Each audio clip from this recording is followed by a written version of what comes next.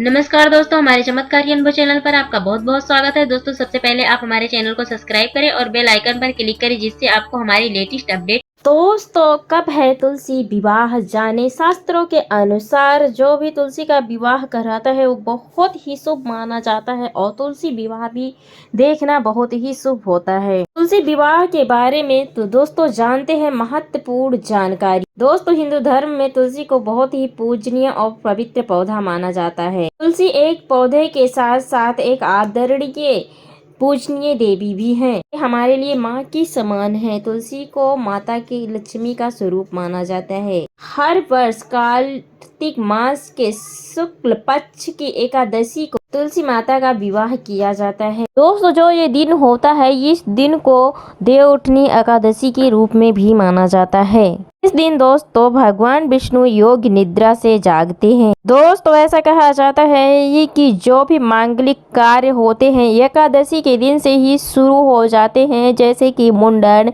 विवाह, घर गृह प्रवेश, नए घर बनवाना, नए घर में प्रवेश करना इत्यादि मांगलिक कार्य शुरू हो जाते हैं। दोस्तों, इस बार 4 नवंबर को देवउठनी एकादशी है और दोस्तों इस दिन तुलसी विवाह का विधि विधान से करने का आयोजन है और दोस्तों इस दिन से विधि विधान से तुलसी विवाह के आयोजन की परंपरा है। तुलसी विवाह की संपूर्ण जानकारी और महत्व इस वीडियो के माध्यम से जानेंगे। इसके साथ ही दोस्तों मैं आपको तुलसी विवाह के दिन किए जाने वाले उपाय के बारे में भी बताऊंगी, क्योंकि दोस्तों आपके भाग्य को भी बदल कर रख देंगे। दोस्तों, इस वीडियो को अपने फायदे के लिए पूरा जरूर देखना, क्योंकि अधूरा ज्ञान बहुत ही खतरनाक होता है। इसलिए दोस्तों पूरी जानकारी लेना बहुत ही जरूरी होता है। दोस्तों, कार्तिक मास की शुक्ल पक्ष की एकादशी तिथि को भगवान विष्णु 4 महीने की लंबी निद्रा से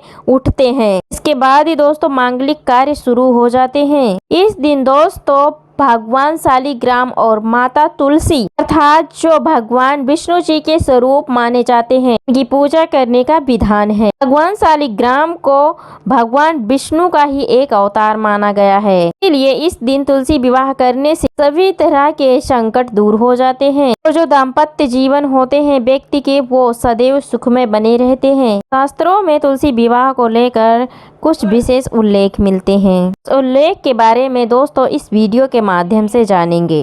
दोस्तों, कार्तिक मास के शुक्ल पक्ष की एकादशी तिथि को तुलसी विवाह का आयोजन किया जाता है। दोस्तों, इस बार तुलसी विवाह 5 नवंबर शनिवार को है और द्वादशी तिथि 5 नवंबर शाम 6:08 से शुरू होकर 6 नवंबर को शाम 5:06 पर समाप्त होगी। दोस्तों, तुलसी विवाह का जो पारण समय रहेगा वो दोपहर 1:19 और दोपहर 3:18 के बीच में आप कर सकते हैं। दोस्तों, अब जान लेते हैं पूजा की संपूर्ण विधि और उपाय के बारे में। दोस्तों, तुलसी विवाह करने से पहले सुबह सबसे पहले उठकर पूरे परिवार सहित सबको अच्छे से नहा धो लेना चाहिए। इसके बाद तुलसी के पौधे के पास पहुँचे और उसके बाद ही दोस्तों गन्ने का मंडप तैयार करें। तो आज के समय में भी गन्ने के पेड़ से गांव में मंडप को सजाया जाता है। इसके बाद दोस्तों तुलसी माता के पास एक चौकी को स्थापित करें। उस पर भगवान शालिग्राम की मूर्ति को जरूर विराजमान करें। चौकी पर दोस्तों अष्टदल कमल बनाने के बाद दोस्तों चौकी पर आपको कलश रखना है और कलश में गंगा जल या शुद्ध जल भर कर कलश के ऊपर स्वस्तिक बनाना है। इसके बाद दोस्तों पूजा के लिए आपको धूप, अगरबत्ती और दीपक जरूर जलाना है और दोस्तों उसके बाद ओम तुलसाय नमः इस मंत्र का आपको जाप करना है। इसके बाद दोस्तों तुलसी मैया को 16 श्रृंगार कराएं। तुलसी माता को चुनरी अवश्य उड़ाएं। 16 प्रकार के जो दोस्तों श्रृंगार होते हैं जो भी आपसे बन पड़े वो अवश्य चढ़ाएं। इसके बाद दोस्तों भगवान शालिग्राम को चौकी सहित हाथों में लेकर तुलसी मैया की 7 बार परिक्रमा कराना है। दोस्तों ये 7 परिक्रमा 7 फेरे होते हैं। इसके बाद दोस्तों तुलसी के बाईं तरफ शालिग्राम भगवान को स्थापित करना है। इसके बाद दोस्तों आरती के साथ विवाह को संपन्न कराना है। दोस्तों आप योग्य ब्राह्मण को बुलाकर भी तुलसी विवाह संपन्न करा सकते हैं। विवाह संपन्न होने के बाद दोस्तों सभी लोगों में प्रसाद जरूर बांटें। दोस्तों आपके जीवन में ऐसा परिवर्तन आएगा जिसके बारे में आप कल्पना नहीं कर सकते हैं। तुलसी विवाह के बाद स्वयं भगवान विष्णु और माता लक्ष्मी आपकी झोली खुशियों से भर देंगी। दोस्तों आप सभी लोगों से बात करना चाहती हूँ कि जिन लोगों के पुत्री नहीं है यानी कि बेटियां नहीं है, ऐसे व्यक्ति अगर तुलसी माता का विवाह करवाते हैं तो उन्हें कन्या दान की बराबर फल की प्राप्ति होती है। व्यक्ति सभी पापों से मुक्त हो जाता है। तो देवउठनी एकादशी के दिन भगवान विष्णु और भगवान शालिग्राम को अगर कोई व्यक्ति एक पत्ता तुलसी का चढ़ाता है तो ये शास्त्रों में बताया गया है कि एक पत्ता तुलसी का 10 गौदानों के बराबर होता है। तुलसी विवाह के दिन दोस्तों अगर भगवान विष्णु को एक पत्ता तुलसी का यदि आप चढ़ाते हैं तो 10,000 गौदान के बराबर पुण्य की प्राप्ति होती है। लेकिन दोस्तों इस बात का भी ध्यान रखें, इस दिन जो भी तुलसी का पत्ता तोड़ता है उसे घोर पाप भी लगता है। तो इसलिए एकादशी से पहले या ग्रहण में जो खाने की चीजों में तुलसी के पत्ते डालते हैं ग्रहण से पहले तोड़ लेना चाहिए। फिर दोस्तों जो तुलसी के पत्ते सूख कर गिर जाते हैं उन्हें पानी में भिगोकर आप इस्तेमाल कर सकते हैं। ज्योतिष शास्त्र के अनुसार तुलसी विवाह 5 नवंबर को है। दोस्तों ऐसे में आपको 5 नवंबर को तुलसी माता का विवाह करना है। इस दिन दोस्तों तुलसी मैया के गमले में आपको शुद्ध देसी घी का दिया जलाना है। तो आपको इस मंत्र का जाप करना है, ओम नमो भगवते वासुदेव। इस मंत्र का जाप आप दोस्तों 11 बार, 51 बार या 21 बार या दोस्तों आप चाहें तो 108 बार इस मंत्र का जाप अवश्य कर लें। तुलसी माता बहुत प्रसन्न रहती है और घर हमेशा खुशियों से भरा रहता है। साथ ही इनकी कृपा से घर में सदैव सुख और समृद्धि बनी रहती है। के द्वार खुल जाते हैं। तो दोस्तों आइए जानते हैं तो देवउठनी एकादशी के दिन किए जाने वाले उपायों के बारे में, दोस्तों जो आपका पूरा जीवन बदल कर रख देंगे। इस दिन किए गए उपाय बहुत ही प्रभावकारी माने जाते हैं। शीघ्र ही फल की प्राप्ति होती है। तुलसी विवाह के दिन अगर आप ये उपाय कर लेते हैं तो आगे आपके जीवन में कितना भी कष्ट हो, जीवन से वो कष्ट दूर हो जाएगा। आपकी तमाम सारी परेशानियां भी दूर हो जाएंगी और दोस्तों आप देखते ही देखते धन धान्य से माला माल हो जाएंगे। तो यदि आप घर में तुलसी लाने के लिए सोच रहे हैं तो आप तुलसी विवाह के लिए घर में तुलसी ला सकते हैं। लेकिन दोस्तों यदि आप इस दिन तुलसी का पौधा लगाते हैं तो इसे बहुत ही ज्यादा शुभ और मंगलकारी माना जाता है। दोस्तों यदि आज यानी कि तुलसी विवाह के दिन यदि आप तुलसी के पौधे लगाते हैं तो तुलसी सदैव आपके घर में हरी भरी रहती है। तो तुलसी जितना हरी भरी फूले फलेगी उतना ही आपके घर में आध्यात्मिकता आएगी। दोस्तों धार्मिक शास्त्रों के अनुसार कहा गया है कि जितने भी आप तुलसी का रोपण करते हैं व्यक्ति के जन्म जन्मांतर तक आप मिट जाते हैं। तो ऐसा माना जाता है कि ये तुलसी का पौधा जितना ही हरा भरा रहेगा उतने ज्यादा उसमें मंजरी आएंगी, उतने भी फले फूलेंगी। एक प्रकार से दोस्तों ये कहा जाए कि जितने भी वो हरे भरे रहेंगे प्रकार से मंजरी आ जाएंगी, उतना ही दोस्तों आपकी आध्यात्मिक उन्नति होगी। दोस्तों इस दिन तुलसी का पौधा कभी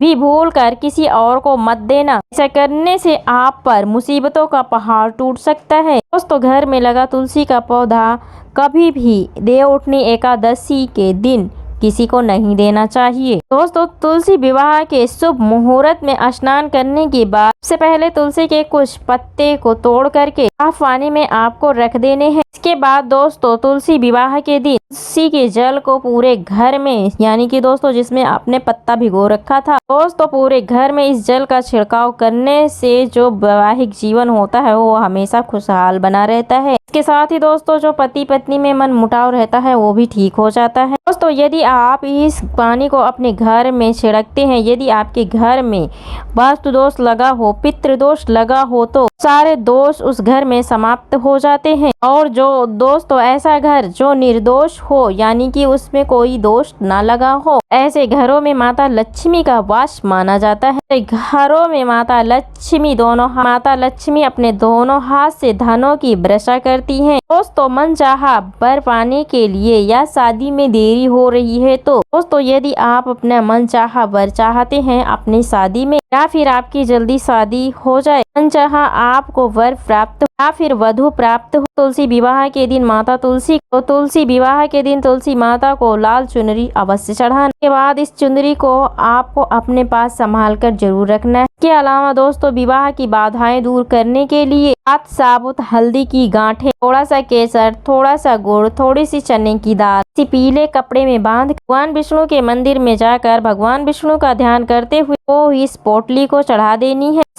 ऐसा करते वक्त आपको शीघ्र विवाह की प्रार्थना भी करना है, आपका जल्द से जल्द विवाह हो जाए। दोस्तों यदि यही उपाय किसी विशेष प्रकार की मनोकामना के लिए किया जाए तो आप केले के जड़ के नीचे में भी सारी चीजों को आप चढ़ा सकते हैं या फिर आप चाहें तो आंवले के नीचे की जड़ में इन सब चीजों को चढ़ा सकते हैं। दोस्तों देवउठनी एकादशी के दिन 11 कौड़ी लेकर उन्हें लाल कपड़े में बांधकर घर के मुख्य द्वार पर अर्थात विवाह के दिन आप अपने घर के मुख्य द्वार पर को इस पोटली को लटका देना है। ऐसा करने से दोस्तों नकारात्मक ऊर्जा आपके घर से लाखों कोसी दूर रहेगी और घर में सुख समृद्धि का वास होगा। घर में सुख समृद्धि पाने के लिए और परिवार को बुरी नजर से बचाने के लिए पीले रंग की कौड़ी बीच में बांध कर आपको पहना देने से बुरी नजर से बचाव होता है। दोस्तों मैं आपको छोटी छोटी जानकारी इसलिए बता रही हूँ कि जब घर के छोटे बच्चों को नजर दोष हो जाता है तो घर के सभी लोग काफी परेशान हो जाते हैं। ऐसे में उन्हें समझ नहीं आता है कि अब वो करे तो करे क्या। उसी विवाह के दिन कुछ सफेद रंग की कौड़ियों को लेकर आएं। दोस्तों उन्हें आप केसर के पानी में या हल्दी के पानी में डुबो कर रख देना है। इसके बाद इन्हें एक लाल रंग के कपड़े में बांधकर पोटली को आपको बांधकर अपने तिजोरी में रख देना है। इसके संबंधित समस्या कुछ ही दिनों के बाद दूर हो जाएगी। इस दिन दोस्तों यदि आपके आसपास गंगा घाट या किसी पवित्र नदी का घाट है तो फिर दोस्तों आप जहाँ पर रहते हैं वहाँ पर यदि कोई पवित्र नदी बह रही हो तो भी नदी हो चल सकती है तो दोस्तों वहाँ पर जाकर आप दीप जला सकते हैं। वहाँ पर जाकर आप दोस्तों दीप दान कर सकते हैं। दोस्तों दीप दान करने से देवताओं का आशीर्वाद मिलता है, साथ ही दोस्तों घर में सुख समृद्धि हमेशा बनी रहती है। यदि दोस्तों खासकर आप कुछ उपाय नहीं करना चाहते हैं तो दिन तुलसी विवाह के दिन एक काम आप अवश्य कर लेना, दीप यानी कि आपको नदी में दीप दान करना है। अर्थात दोस्तों आपको नदी के पास एक दिया जलाना है, नदी के बहती हुई धारा में उस दीपक को जलाकर तैरा देना है। दोस्तों दूसरा दीपदान आप वहां कर सकते हैं जहां पर गौशाला में जाकर यदि दोस्तों आप वहां पर दीप जलाएंगे तो दोस्तों तीसरा दीप आप जैसे कि आंवले के पेड़ के पास लाते हैं तो से दोस्तों भगवान विष्णु बहुत ही ज्यादा प्रसन्न होते हैं। ऐसे में व्यक्ति की जितनी भी सांसारिक इच्छा होती है भगवान विष्णु उसे अवश्य पूरा करते हैं। साथ ही भगवान विष्णु आपको हमेशा निरोग भी रखेंगे, आपके जीवन में किसी भी चीज का अभाव नहीं होने देंगे। दोस्तों आप भी अपने जीवन को सुखमय बनाने के लिए एकादशी के दिन किए जाने वाले उपाय को अवश्य करें। दोस्तों इसमें से जितने भी उपाय मैंने आपको बताया, जो भी आपको अच्छा लगे, जो भी आपका मन करे, उस उपाय को आप अपना कर अपना जीवन सुखमय बना सकते हैं। तो दोस्तों कमेंट में सच्ची श्रद्धा से लिखें जय तुलसी माता।